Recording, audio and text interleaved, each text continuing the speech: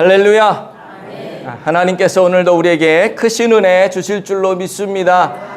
벌써 5월 마지막 주가 된 것 같아요. 세월이 많이 변하고 시간도 무척 빨리 흐르는 것 같은데, 이런 세월의 변화 속에서도 하나님의 사랑은 여전히 변하지 않는 줄로 믿습니다. 옆에 있는 분들과 인사합시다. 하나님만큼은 당신을 사랑하십니다.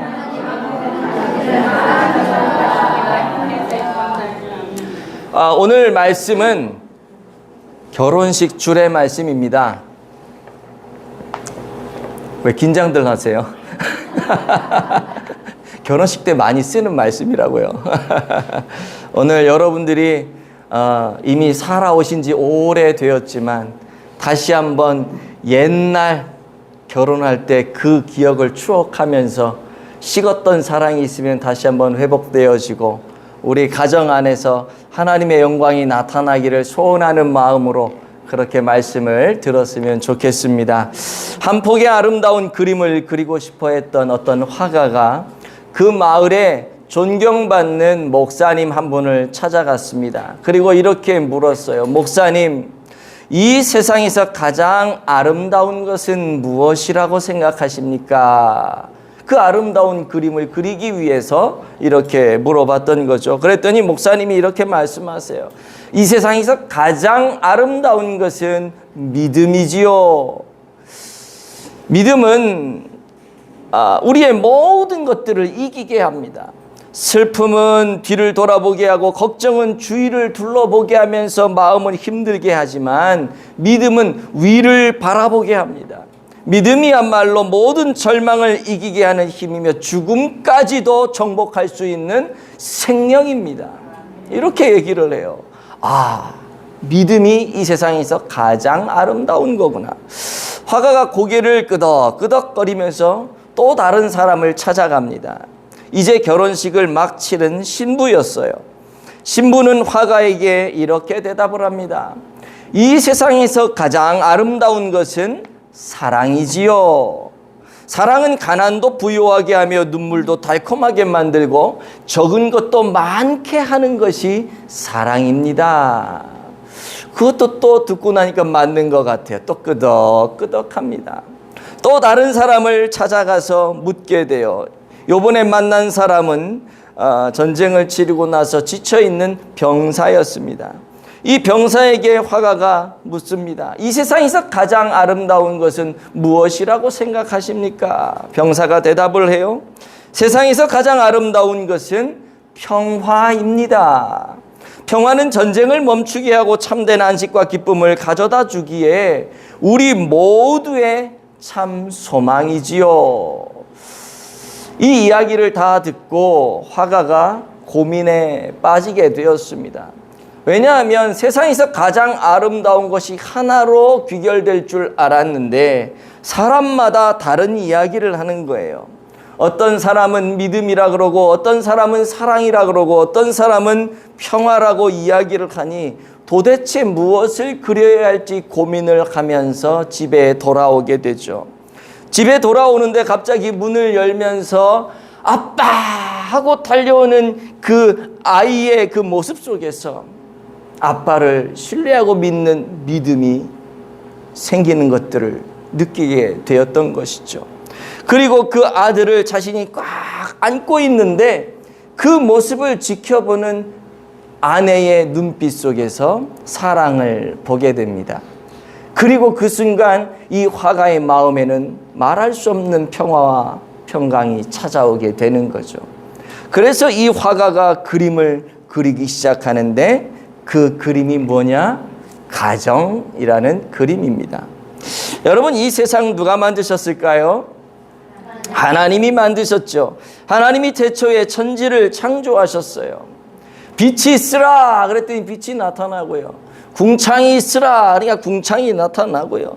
땅과 바다를 만드시고요. 해와 달과 별을 만드시고요. 새와 짐승들을 만드시고 물고기를 만드시고 사람을 만드셨죠. 그리고 난 다음 두 번째로 만든 것이 뭐냐 하면 바로 가정입니다. 가정. 하나님은 이 땅에 회사를 만드신 적이 없어요. 하나님은 이 땅에 나라와 국가를 만드신 적이 없어요. 학교를 만드신 적도 없어요. 하나님이 만드신 유일한 공동체가 있다면 그것은 가정이라고 하는 공동체이고요. 그 가정이 확대된 교회밖에 없다는 것이죠. 하나님은 이 가정이라는 공간 안에서 우리가 가장 소중한 가치를 경험하며 살아가도록 그렇게 하셨습니다. 그래서 이 가정 안에서 평화와 안식과 사랑과 믿음을 우리가 경험하게 될 때 인간은 그 안에서 가장 행복을 누리게 되는 것이죠. 그러나 오늘날 얼마나 많은 가정들이 위기 가운데 있는지 모릅니다. 신음을 하는 가정들이 얼마나 많은지 몰라요. 아주 오래된 이야기인데요. 우리 예은이가 초등학교 시절이었던 것 같아요.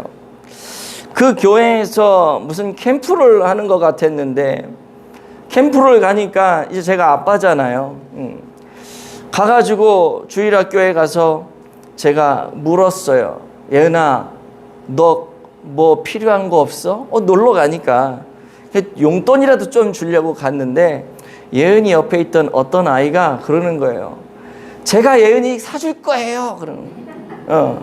그래서 너무 예쁘잖아요. 그래서 너는 누구니? 넌 이름이 뭐야? 넌 아빠가 누구시니? 난 그 교회 어떤 집사님이나 성도님이 되는 줄 알고 제가 물었던 기억이 있어요.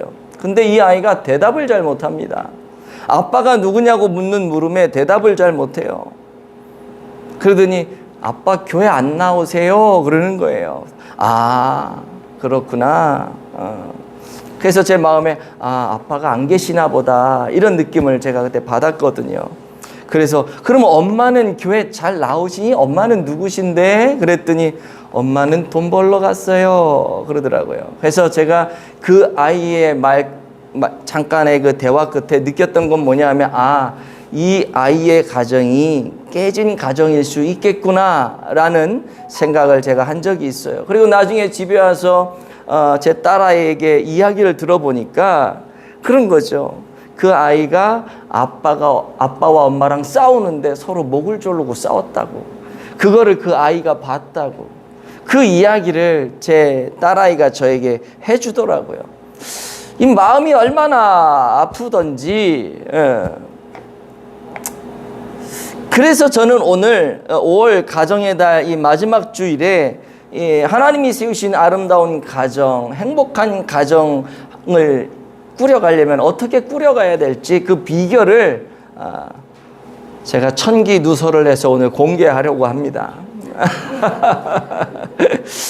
오늘 본문 창세기 2장 18절 말씀에 보시면 이렇게 기록을 하죠.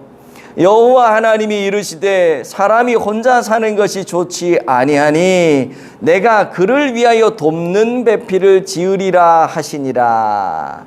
자, 아담이 혼자 있는 것이 하나님 보실 때에 좋지 않았다 말씀을 하시죠. 그래서 아담에게 돕는 배필을 만들어 주었는데 그것이 가정의 시작이었다라고 하는 것들을 오늘 성경을 통해서 우리가 보게 돼요. 그런데 바로 이 부분에서 우리는 행복하고 아름다운 가정을 만들 수 있는 비결도 찾아볼 수 있는 거죠. 한마디로 말하면 행복하고 아름다운 가정이 될 수 있는 비결은 부부가 서로 돕는 배필이다라고 하는 것을 인정하고 기억하고 그렇게 살아갈 때 그 가정은 정말로 행복하고 아름다운 가정이 될 수 있다는 거죠.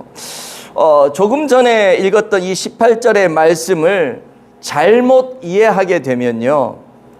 요즘 그 여성의 그 위상이라든지 존재를 조력자라든지 단순 어떤 도움을 주는 보조자라든지 이렇게 생각을 할 수가 있어요. 왜냐하면 아담을 위해서 여자를 만들어 돕는 배필로 붙여주었다라고 생각을 하기 때문에 여자는 그저 남자를 위한 조력자요, 남자의 도움을 줄 수밖에 없는 그 정도의 위치밖에 되지 않는 이런 것으로 오해를 하게 되는데 말씀드린 것처럼 정말 오해입니다. 그러나 이제 가부장적인 어떤 그 문화라든지 그런 사회 속에서는 그렇게 생각을 하죠. 그래서 옛날 우리나라 같은 경우에도 그러지 않았습니까? 저희 어머니 때라든지만 되더라도 남편 출근할 때 넥타이 매주는 여자, 그죠? 집에서 밥 해주는 여자, 빨래 해주는 여자, 남편 출근할 때 구두 닦아주는 여자, 집에서 허드렛 일 하는 여자, 그런 사람이 아내인 것으로 오해를 하며 살 때가 참 많았어요. 이것은 성경을 잘못 이해하는 그런 발상인 것이죠. 사실 여기서 쓰인 그 돕는다라고 하는 이 말은 히브리 말로 에체르라고 하는 말인데요. 지원하다, 원조해주다, 구원해내다, 이건 군사적인 용어로 쓰여지고 있는데요. 아주 강력한 군사 용어입니다. 특별히 구약 성경에서 한 20회 정도가 사용되어지는데 하나님께서 우리에게 도와주신다, 하나님께서 전쟁에서 도와주신다 라고 할 때 쓰는 단어가 이 도움이라고 하는 단어거든요. 예를 들어서 시편 121편 1절에 보면 내가 산을 향하여 눈을 들리라 나의 도움이 어디서 올꼬 나의 도움은 천지를 지으신 여호와에게서로다 라는 말씀이 나와요. 여기서 말하면 여기 나의 도움이 이런 게 나오잖아요. 이 도움이라고 하는 단어가 돕는 배필에 나오는 그 단어와 같은 의미를 지닌다라고 하는 거예요. 무슨 말이냐? 여기서 돕는다라고 하는 것은 물에 빠진 사람을 건져내어 살리고 생명을 유지하게 하고 그 생명을 누릴 수 있도록 하는 강력한 힘을 도움이라고 표현을 하는 건데요. 다시 말해서 돕는 배필이라고 하는 의미를 이런 의미에서 살펴볼 때 남자는 아내의 도움이 절실히 필요한 존재라고 합니다. 이 도움이 없으면 남자는 아무것도 아닌 거예요. 그러니 이 말을 잘 우리가 해석을 해서 들어야겠죠. 아내의 도움이 없이는 생명을 보존할 수 없는 존재가 남편이라고 하는 존재라고 하는 것입니다. 그래서 이 아내의 이 도움은 그냥 내 심부름꾼 정도가 아니라 이 아내가 없다면 자기도 없는 거예요. 그만큼 굉장한 조력자, 도움을 줄 수 있는 구원자, 그게 아내의 존재라고 하는 것이죠. 반대로 아내와 남편을 반대로 생각했을 때도 마찬가지고요. 그렇기 때문에 부부는 서로에게 구원자로서 돕는 자가 돼야 한다는 것입니다. 서로가 서로를 그 상대방의 약점으로부터 구출해내야 되는 거예요. 이해가 되세요? 약점으로부터 구출해내야 되는데 대부분의 사람들은 약점을 꼬투리 잡아가서 죽여요. 이게 문제인 거죠. 그러니 가정이 깨지는 거예요. 깨지는 가정들을 보면은 상대방의 약점을 구출해내는 게 아니라 그 약점을 공격 목표로 해서 엄청나게 그걸 공격을 하게 되죠. 그러니 깨질 수밖에 없는 거 아니겠어요? 안 깨지면 그게 기적인 거예요. 정말 행복한 가정이 되기 위해서는, 정말 아름다운 가정이 되기 위해서는 상대방의 약점을 공격하지 말고 오히려 그것을 보완해주고 그것을 채워주고 그렇게 하려고 애를 써야 한다는 거죠. 그런데 어리석은 사람들은 그러지 못하죠. 특별히 우리 교회에도 청년들이 있지만은 이제 뭐 몇 년 지나면 이 친구들도 결혼을 한다고 하지 않겠어요? 근데 결혼만 하면 행복이 저절로 찾아오는 줄로 착각을 하고 결혼을 하는 청년들이 많아요. 저도 그랬었고요. 여러분도 그러지 않았을까 싶은 생각이 드는데요. 꼭 기억을 하십시오. 이 행복이라고 하는 것은 어떤 기성품이 아닙니다. 누군가가 행복이라고 하는 옷을 딱 만들어 놓고 결혼만 하면 그 옷을 딱 입혀주는, 이미 만들어진 기성품을 그냥 갖다가 딱 입혀주는, 그게 행복이 아니에요. 행복은 요술도 아닙니다. 행복은 마술도 아니에요. 행복은요, 굳이 말한다면 예술입니다. 예술. 훌륭한 예술가가 각고의 노력을 들여서 아름다운 조각을 막 조각해가지고 그림을 그려가지고 그 아름다운 예술품을 만들어내듯이 행복은 그렇게 공을 들여서 만들어내는 것이 행복이에요. 그래서 행복은 예술품이 되는 겁니다. 그래서 온 가족이 함께 눈물을 흘리기도 해야 되고요. 때로는 인내해야 하기도 하고요. 기다리고 참아줘야 해요. 때로는 땀을 흘려야 되고 그런 아픔들이 또 겪어져야만 합니다. 피를 흘리는 희생이 따를 수도 있어요. 그럴 때 행복한 가정이 만들어지는 것이지 그냥 단지 결혼했다고 이게 행복이 만들어지는 게 아니라고 하는 거예요. 한 울타리 안에서 몸을 마주치며 산다는 것 자체가 행복일 수도 있지만 때로는 상처를 주고받는 관계가 만들어질 수도 있습니다. 남편의 말 한마디가 상처가 되기도 하죠.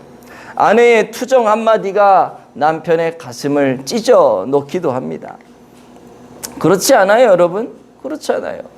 부모님의 충고라든지 부모님의 어떤 자녀에 대한 체벌, 이것이 체벌을 하지 말라는 것이 아니라 부모님의 감정이 섞인 채 체벌을 하고 징계를 한다면 자녀들이 받는 상처는 해결되지 않을 만큼 큰 상처로 남을 수가 있다는 거죠. 반대도 마찬가지 아니겠어요? 자녀들의 이유 없는 반항, 이유 없는, 부모 입장에서는 이유 없는 반항이라고 하겠지만 자녀들 입장에서는 이유가 다 있겠죠. 그 자녀들의 반항 한마디로 인해서 부모님의 가슴에 행복이 사라지게 되는 것 아니겠어요? 고부간의 갈등도 마찬가지죠. 며느리의 태도, 시어머니의 그 한마디의 그 충고가 서로 간에 상처가 될 수 있는 거예요. 이게 사실은 가정이거든요. 그럼에도 불구하고 거기에서 이 사랑의 보자기로 그 모든 것들을 덮어가면서 서로를 소중하게 여기고 그 안에서 행복의 꽃을 피워나가는 것, 여러분 이게 진정한 가정 아니겠어요? 때문에 행복한 가정은 거저 주어지는 것이 아니라 마치 예술 작품을 만들어가는 것처럼 우리가 만들어 가야 하는 것이죠. 노력이 들어가야 되고 수고가 들어가야 되고 희생이 들어가야 되고 땀을 흘리는 이 모든 것들이 들어갈 때 사실은 가정은 행복해지는 겁니다. 기독교 심리 상담학자 중에 제이 아담스라고 하는 사람이 있어요. 이 사람에게 어떤 한 부인이 찾아와서 자기 남편의 실수를 말합니다. 그러면서 이 남편과 난 도저히 살 수 없다는 거예요. 그러면서 왜요? 아담스가 물어봅니다. 물어봤더니 뭐라고 이야기를 하냐면 책 하나를 딱 펼치는데 대학 노트 큰 거 있잖아요. 두꺼운 거. 그 노트가 다 너덜너덜할 정도로 된 그 노트 한 권을 꺼냈는데 그 안을 보니까 막 깨알 같은 글씨로 뭔가를 막 써내려갔어요. 그 한 권을. 그러면서 이 여인이 아담스에게 얘기합니다. 이게 제가 제 남편과 살 수 없는 증거입니다. 거기에다가 다 적어 놓은 거예요. 남편의 부족한 점, 실수한 점, 허물, 뭐 이런 것들을 깨알같이 다 적어놨어요. 그때 아담스가 이야기합니다. 뭐라고 이야기를 하냐면 바로 이 노트가 문제였군요. 당신이 이제 가정에서 행복을 누리려면 이 노트를 당신의 가슴 속에서 완전히 태워버려야 됩니다. 여기에 적힌 남편에 관한 목록이 지워지기 전까지는 당신은 결코 행복한 가정을 가질 자격이 없는 사람입니다. 얼마나 충격이에요. 남편하고 못 살겠다고 이만큼 증빙자료를 가지고 갔는데 상담했던 제이 아담스는 뭐라고 얘기하냐면 그것이 너의 문제다. 네가 너의 마음속에 그 모든 것들을 불태워서 없애버리지 않는 한 너는 행복한 가정을 누릴 자격이 없다. 충격적이죠. 이해가 되세요? 남편도 마찬가지 아니겠습니까? 아내의 허물을 이해할 수 없는 남편이라면 남편의 위치를 포기해야 하죠. 부모를 용납할 수 없는 자녀의 서투름을 사랑으로 감싸줄 수 없는 부모는요, 행복한 가정을 누릴 자격이 없는 사람들이라고 하는 거예요. 오늘 성경에 보면 가장 완벽한 모습을 마지막 25절에 기록을 해주고 있는데요. 이렇게 기록해요. 아담과 그의 아내 두 사람이 벌거벗었으나 부끄러워하지 아니하니라. 여러분, 벌거벗고 있으면 부끄럽습니까? 떳떳하고 자신만만합니까? 네. 자신만만한 사람 없겠죠. 뭐 보디빌더 나가는 사람도 아니고. 그렇죠? 네. 부끄러워요. 왜 그래요? 감추고 싶은 것이 드러나기 때문이죠. 그러나 가정이라고 하는 것은요, 벌거벗어도 부끄럽지 않은 곳, 그게 가정 아니겠어요? 만약 여러분들이 여기서 다 속옷바람으로 앉아 있다면, 다 속옷바람으로 앉아 있으면 안 부끄러운가? 나만 그렇게 있어야지 부끄러운가? 다 속옷바람으로 앉아 있고 속옷바람으로 다닌다면 여러분 부끄러워요, 안 부끄러워요? 안 부끄러운가 봐. 대답이 없어. 떳떳해요? 그러니 지금 다 옷 입고 앉아 있잖아요. 그 여러분 집에 가서도 이러고 앉아 있어요? 저도 조금 전 이렇게 옷을 입고 나오기 전에는 집에서 속옷바람으로 돌아다녔어요. 왜 그래요? 가정은요, 부끄러움이 없어요. 그게 가정이에요. 수치스러운 것이 없어요. 연약한 것, 허물, 이런 것이 드러나도 괜찮은 것이 가정입니다. 그게 가정 공동체예요. 남편의 실수 때문에 아내의 행복이 무너지는 것이 아니고요. 아내의 연약함 때문에 가정이 불행해지는 것이 아니라고 하는 거예요. 가정은요, 그 모든 것을 사랑으로 품을 수 있어야 한다는 겁니다. 그게 가정이에요. 그런 가정이 될 때 하나님이 그 가정을 아름다운 가정으로 보시고 본인들도 그 가정 안에서 행복을 누리는 것 아니겠어요? 저는 저와 여러분의 가정이 이런 아름답고 행복한 가정이 되어지기를 축복합니다. 한 가지 더 생각을 해볼 것은요, 그러면 하나님께서 이런 아름다운 가정을 만든 이유가 뭔가? 사람들은 여러 가지 목적과 동기, 그리고 또 뭐예요? 그 부푼 그 꿈을 가지고 결혼을 해서 가정을 이루려고 하지 않습니까? 대개 신랑과 신부는 서로의 행복을 최고의 목적으로 삼고 결혼을 하게 되죠. 물론 그렇게 결혼을 하지만 살다 보면 나의 행복을 위해 사람의 마음이 바뀌게 돼요. 처음에 우리가 결혼할 땐 그러죠. 난 내가 기뻐하는 일이라면 뭐든지 할 수 있어 하면서 결혼을 해요. 처음에는 그래요. 이 사람이 너무 좋아서, 이 사람의 허물까지도 내가 다 품을 수 있기 때문에 난 내가 하면서 결혼을 해요.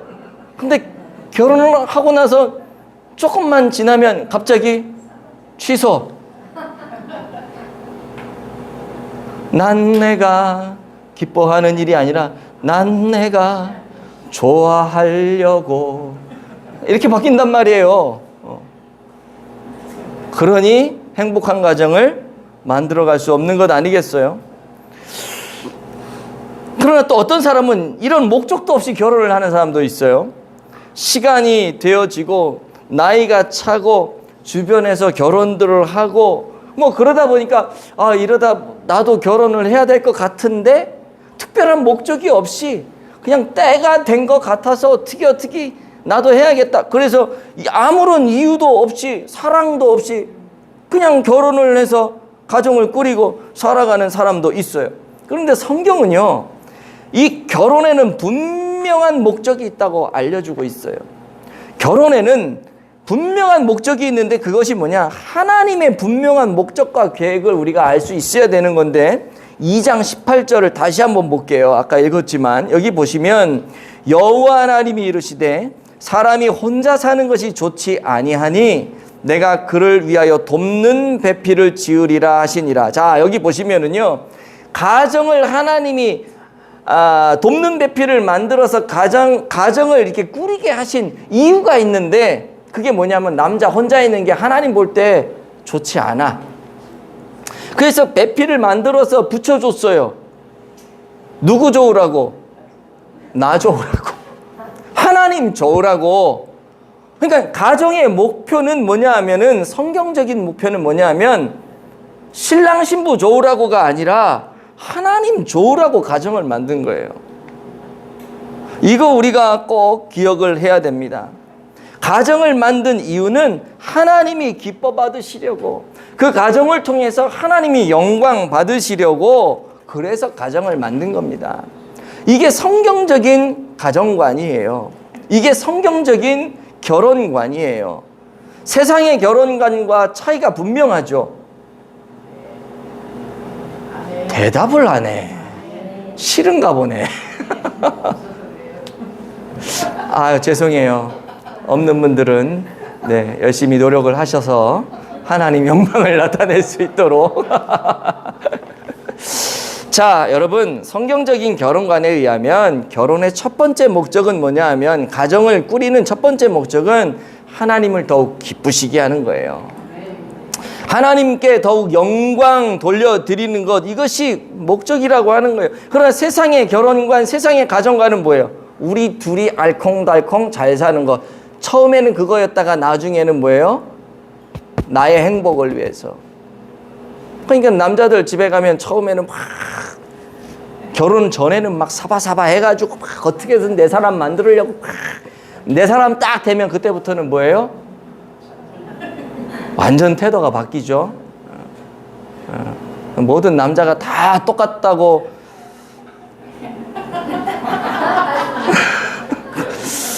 생각해도 될 것 같아요.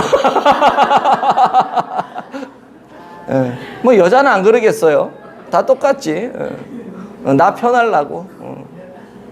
그 이야기 들어보니까 그러더라고요.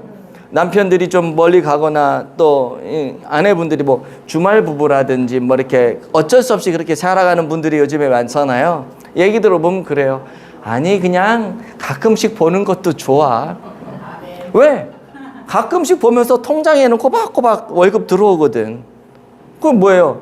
그건 나 좋으면 된 거 아니에요? 그게 요즘 결혼관이잖아요.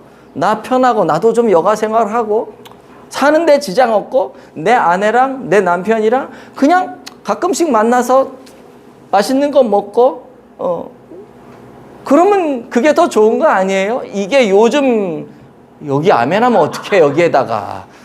이게 요즘 세상에 살아가는 방식인데, 여러분, 이거는 성경적인 게 아니라고 하는 거예요. 성경의 가정관은 뭐냐? 이 부부를 통해서 또 그 자녀들을 통해서 그 가정을 통해서 하나님이 영광 받으셔야 돼. 하나님이 기뻐하시는 그런 가정을 만들어야 돼요. 그러려고 하나님이 가정을 만들어 놨더니 이건 뭐야? 자기들 좋은 대로, 자기들 원하는 대로 이 가정을 만들어 가고 있으니 하나님이 싫어하죠. 그러면 어떻게 돼요? 하나님의 목적대로 가정을 만들어야 되는데 목적대로 가정이 안 되니까 가정이 깨질 수밖에 없는 거지. 물론 부부 간에 남편과 아내 간에 이 행복한 가정을 누리는 게 맞아요. 그렇게 해야 됩니다. 성경에도 그런 얘기가 나와요. 전도서 9장 9절을 한번 볼게요. 자, 여기 보시면 이렇게 나옵니다. 내 헛된 평생의 모든 날, 곧 하나님이 해 아래서 내게 주신 모든 헛된 날에 내가 사랑하는 아내와 함께 즐겁게 살지어다. 그것이 내가 평생의 해 아래서 수고하고 얻은 내 몫이니라. 아멘. 그러니까 이 땅에 살아가면서 전도서는 이 해 아래에 있는 모든 것들이 다 헛되고 헛되다 얘기하잖아요. 그러니까 우리가 살아가는 이런 것들이 사실 헛되다라고 이렇게 비관적으로 얘기를 하는데 꼭 그렇게만 볼 수 없죠. 하나님이 우리에게 이 땅에 주신 축복이니까. 근데 성경에 자세히 보면 뭐라고 돼 있어요? 이 땅을 살아가는 동안에 네가 수고하고 애쓰고 그렇게 살아갔는데 네 아내와 더불어 행복을 누리며 살아라. 그게 네가 이 땅에서 수고하는 복으로 내가 너에게 준 거다. 그러니까 이 땅에서 우리 행복하게 사는 거 맞아요. 남편과 아내가 행복하게 사는 건 맞아요. 그러나 그것 이전에 더 근본적인 가정의 목적, 결혼의 목적은 뭐냐? 그 행복하게 알콩달콩 살면서 그 삶을 통해 하나님께 영광을 돌려야 되는 거예요. 알콩달콩 사는데 맨날 주일 예배 안 드리고 맨날 나가. 그러면 이게 안 되는 거예요. 우리끼리는 알콩달콩 좋은데 하나님 보실 때는 아름답지가 않아. 그러면 안 되는 거예요. 이게 기독교의 결혼관, 기독교의 가정관이라고 하는 것이죠. 여러분, 그래서 결혼을 할 때는 이미 여러분은 결혼하셔가지고 결혼 안 하신 분들은 생각을 해볼 필요가 있는 거예요. 이미 결혼하신 분들은 그 가정이 지금 우리 가정을 돌아보세요. 보면서 내 가정이 지금 하나님께 영광을 돌리고 우리 가정을 보면서 하나님이 기뻐하실까? 이거 늘 생각하셔야 돼요. 그러면서 그 가정을 만들어 가셔야 되는 거예요. 결혼을 하지 않은 우리 청년들 같은 경우에는 잘 생각해야 돼요. 내가 이 사람과 결혼하면 하나님이 기뻐하실까? 내가 이 사람과 결혼하면 하나님이 우리 가정을 통해 하나님 영광 받으실까? 이게 첫 번째 목적이 돼야 돼요. 이게. 우리 청년들이 아멘을 아무도 안 하지만 이런 생각과 반성이 없으면 여러분 외부적인 조건이나 인간적인 여건을 고려해서 결혼한다면 그건 하나님과 아무런 관계없는 가정이 되는 거예요. 그 결혼을 하나님이 기뻐하지 아니하시죠. 얼마 전에 제 딸이 저한테 이런 질문을 하더라고요. 무슨 질문을 했냐면 아빠는 결혼해서 제일 중요한 게 뭐라고 생각해?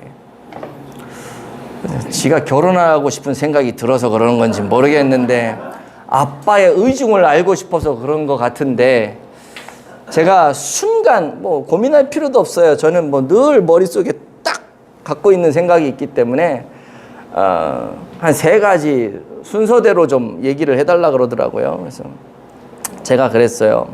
아빠는 첫째, 신앙이 있어야 한다고 생각해. 그냥 주일날만 나오는 그런 신앙 말고 어쩌다가 한 번씩 나오는 그런 신앙 말고 너 때문에 나오는 신앙 말고 정말 주일 성수를 철저히 하면서 너와 함께 하나님 나라를 위해서 충성할 수 있는 남자였으면 좋겠어. 제가 대놓고 그냥 얘기했어요. 아빠는 이런 사위를 원해 라고 그냥 얘기를 해버렸어요. 이렇게. 그런 다음에 두 번째는 너를 사랑해주고 너를 아껴주고 너를 지켜줄 수 있는 남자면 돼. 그리고 세 번째는 부자 아니어도 돼. 어려운 삶이어도 괜찮아. 열심히 일해서 너희 둘이 먹고 살 수 있을 정도만 된다면 돼. 그리고 제가 더 붙였어요. 뭐 붙였을 것 같아요? 대학 안 나와도 돼. 노동일 하는 사람도 괜찮아. 이 정도면 괜찮지 않아요, 조건이? 네?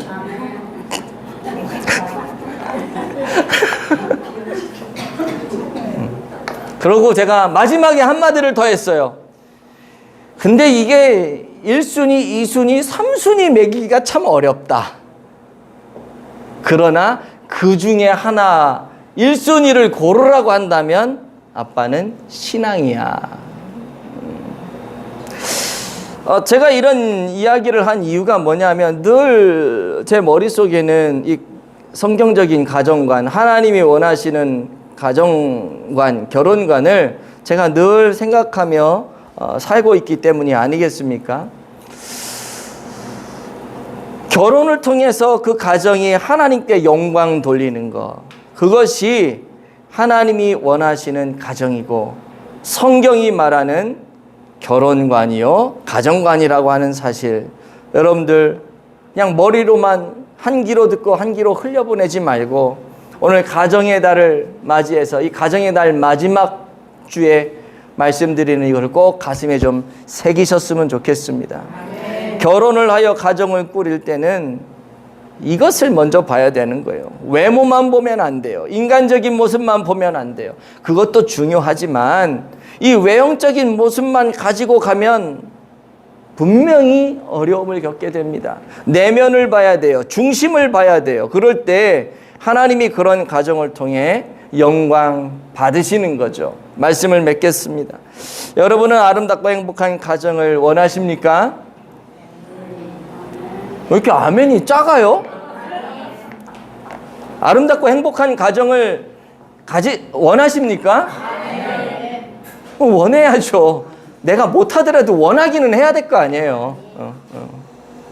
그러면 여러분 가족 구성원 한 사람 한 사람이 돕는 배필로 살아야 할 줄로 믿습니다. 여러분 가정은요, 이 사다리에 비유할 수가 있어요. 아빠, 엄마, 아내와 남편은 이 사다리, 이 긴 장대라고 한다면 자녀들은 그 안에 있는 발판이라고 생각하시면 돼요. 근데 이 긴 장대 하나가 휘청거리면은요, 다 무너지게 되어 있습니다. 한쪽이 기울어지면 가정은 무너지게 되어 있어요. 그래서 이 두 다리가, 장대가 서로 이렇게 똑바로 설 수 있도록 서로 지탱해 줘야 되는 거예요. 그래서 가정에서의 남편과 아내의 역할이 참 중요한 거죠. 그럴 때 자녀들도 똑바로 올바로 서게 되는 것이죠. 그리고 그런 가정을 하나님이 보실 때 기뻐하실 수밖에 없는 것이고, 하나님이 기뻐하실 정도의 가정이라면 당연히 그 안에 살아가는 구성원들도 행복을 누리게 되는 것 아니겠어요? 저는 저와 여러분의 가정이, 우리 교회 안에 온 가정들이 이런 가정들 다 되어지시기를 예수님 이름으로 축복을 드립니다.